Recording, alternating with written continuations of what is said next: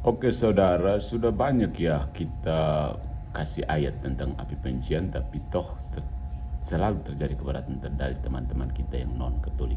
So, di mana ada api penyucian dalam Alkitab ini selalu merupakan pertanyaan dari saudara-saudara kita yang Protestan. Dan mereka menanyakannya sepanjang waktu dikasih ayat juga mereka bilang tidak, itu bukan ayat. Nah, setiap orang Katolik yang akrab dengan apologetika tahu untuk menjawab dengan 1 Korintus bab 3 ayat 11 sampai 15. Karena tidak ada seorang pun yang dapat meletakkan dasar lain daripada dasar yang telah diletakkan, yaitu Yesus Kristus. Entahkah orang membangun di atas dasar ini dengan emas, perak, batu permata, kayu, rumput kering atau jerami, sekali kelak pekerjaan masing-masing orang akan nampak. Karena hari Tuhan akan menyatakannya, sebab ia akan tampak dengan api, dan bagaimana pekerjaan masing-masing orang akan diuji oleh api itu. Jika pekerjaan yang dibangun seseorang tahan uji, ia akan mendapat upah. Jika pekerjaannya terbakar, ia akan menderita kerugian, tetapi ia sendiri akan diselamatkan, tetapi seperti dari dalam api. Sebelum saya sempat menyelesaikan kutipan ini pun pasti sudah banyak protes. Itu bukan. Ya, ya itu kan ada bias di tafsiran sangsabda.org itu langsung mengatakan bahwa itu bukan untuk api penyucian. Tahu kenapa tafsiran bisa langsung itu bukan untuk api penyucian. Itu kan bias Protestan kan. Nah, ini catatan dari Alkitab sangsabda.org. Diselamatkan, penjelasan tentang Nas 1 Korintus bab 3 ayat 15, diselamatkan dari dalam api barangkali merupakan suatu ungkapan yang berarti hampir tidak diselamatkan. Allah akan menilai mutu kehidupan, pengaruh, pengajaran, dan pekerjaan dalam gereja dari setiap orang, khususnya dari setiap hamba Tuhan. Jikalau pekerjaannya dinilai tidak layak, ia akan kehilangan pahalanya, namun ia sendiri bisa diselamatkan. Perhatikanlah bahwa bagian ini tidak mengajarkan doktrin api penyucian. Kok bisa ya? Ini menunjuk kepada penghakiman atas pekerjaan, bukan penyucian seseorang dari dosa-dosa yang mengakibatkan kematian kekal. Kenapa bias begini ya? Oke, Paulus ini berbicara tentang hari penghakiman yang datang setelah kematian. Tuh lihat Ibrani bab 9 ayat 27. Dan dalam terang api yang menguji kualitas karya seseorang, umat Katolik berpendapat bahwa orang tersebut sedang dimurnikan. Api digunakan secara metaforis dalam kitab suci sebagai bahan pemurnian. Itu dalam Matius bab 3 ayat 2-3 dan ayat 11, dan Markus bab 9 ayat 49. Dan sebagai yang menghabiskan. Matius bab 3 ayat 12 dan 2 Tesalonika bab 1 ayat 7-8-nya. Nah, keadaan eksistensi ini tidak bisa menjadi surga karena individu memiliki kekotoran perbuatan buruk dan menderita kerugian. Juga tidak bisa menjadi neraka karena Paulus mengatakan orang itu akan diselamatkan. Nah, keadaan pemurnian di akhirat yang bukan surga atau neraka itu api penyucian. Nah, tetapi bagi Protestan itu tidak begitu jelas ya. Mereka menawarkan beberapa alasan mengapa mereka pikir ini tidak mengacu pada api penyucian. Salah satunya adalah bahwa Paulus mengatakan hal-hal ini hanya akan terjadi pada penghakiman terakhir, karena hari itu akan menyingkapkannya, ayat 13 ya. Agar teks ini mendukung doktrin api penyucian Katolik, demikian argumennya, teks ini perlu berbicara tentang penghakiman menengah sebelum kedatangan kedua. Karena kalau tidak, seorang Katolik tidak dapat menggunakannya untuk mendukung api penyucian. Nah, apa yang harus kita buat dari counter Protestan ini? Apakah itu batu berharga yang akan selamat dari api pengawasan ini, api pemurnian itu, atau lebih seperti jerami? Mari kita uji dan cari tahu. Let's begin.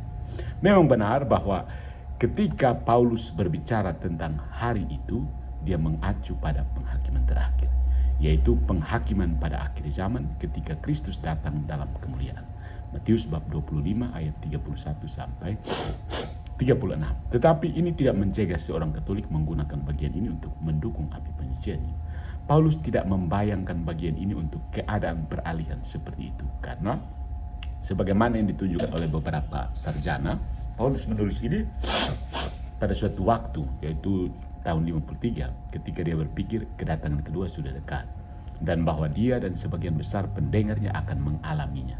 Sebagai contoh, dia menulis sehubungan dengan itu, kita yang hidup yang masih tinggal akan diangkat bersama-sama dengan mereka di awan-awan untuk bertemu Tuhan di angkasa.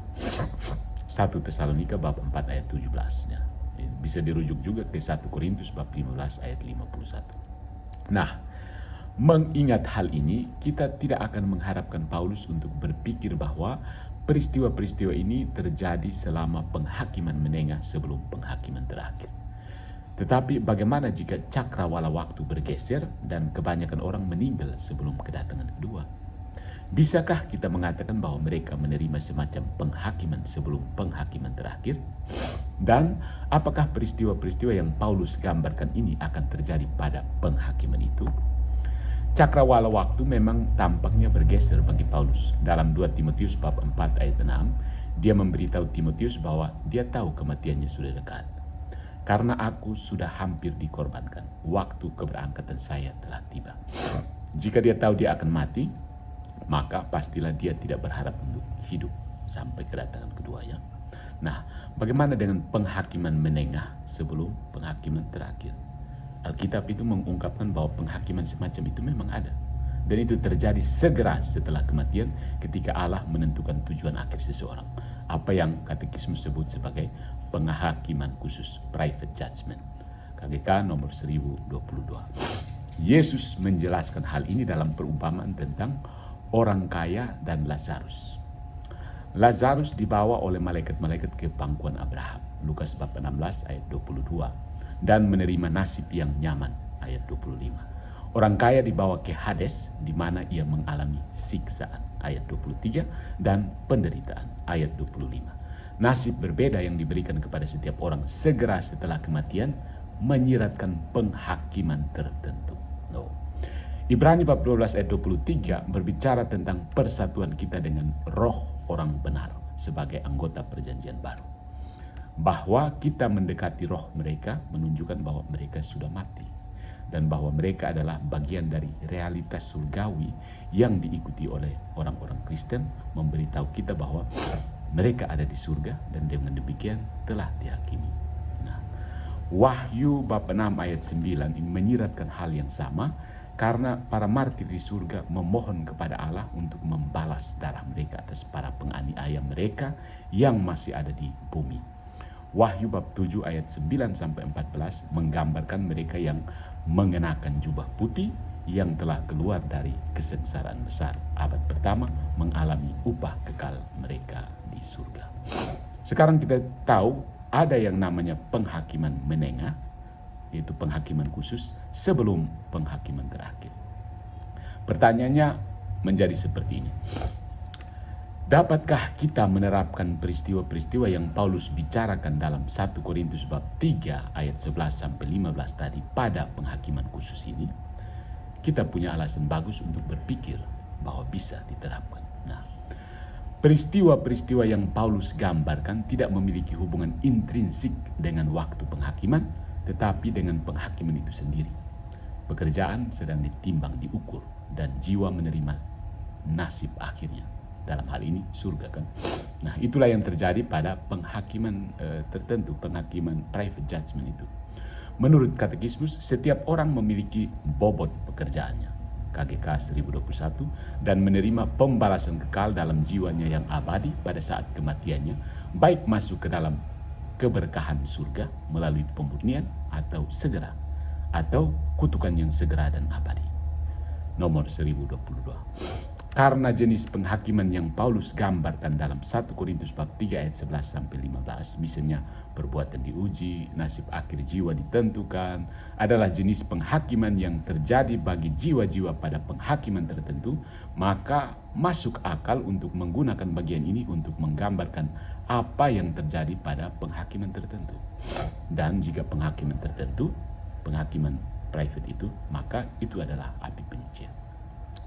Nah, Paus Benediktus ke-16 menunjukkan dalam Spe Salvi bahwa api bisa jadi Kristus sendiri, hakim dan juru selamat, yang di hadapannya tatapan semua kepalsuan mencair.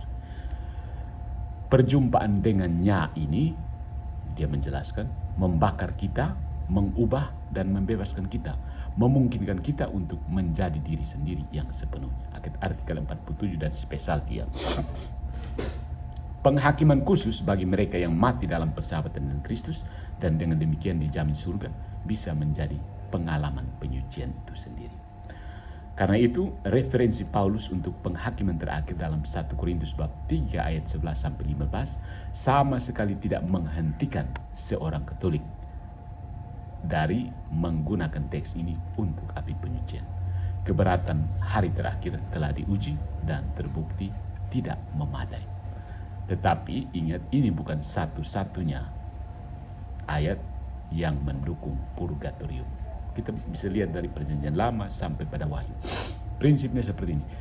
Ayat-ayat dibaca sebagai premis. Dan kalau premisnya benar, maka kesimpulannya pasti benar.